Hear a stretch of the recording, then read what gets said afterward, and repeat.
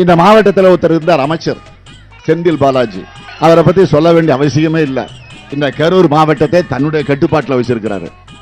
கட்டுப்பாடுனா கொள்ளையடிக்கிறதுல, ஊழல் செய்யறதுல, லஞ்சம் வாங்குறதுல, அந்த கட்டுப்பாட்டில் வச்சிருக்கிறாரு.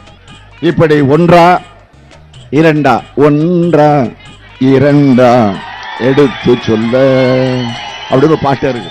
ஆக அந்த அளவிற்கு லஞ்ச லாவணியம் இன்றைக்கு கொடிகட்டி பறந்து கொண்டிருக்கக்கூடிய நிலையில தான் அமைச்சராக இருந்தாலும் சரி, எம்பியாக இருந்தாலும் சரி, அந்த பணியை அவர்கள் செஞ்சுக்கிட்டு இருக்கிறாங்க. கரூர் மாவட்ட கழகத்தினுடைய செயலாளர், என்னுடைய இனிய சகோதரர், அருமை சகோதரர், பாசமிகு சகோதரர், ஆற்றல் மிகு சகோதரர், செயல் வீரர் செந்தில் பாலாஜி அவர்களே, பொதுக்கூட்டம்னு சொல்லிட்டு மாபெரும் எழுச்சி மாநாட்டையே இங்க ஏற்பாடு செஞ்சிருக்கிறார் செயல் வீரர் செந்தில் பாலாஜி அவர்கள்.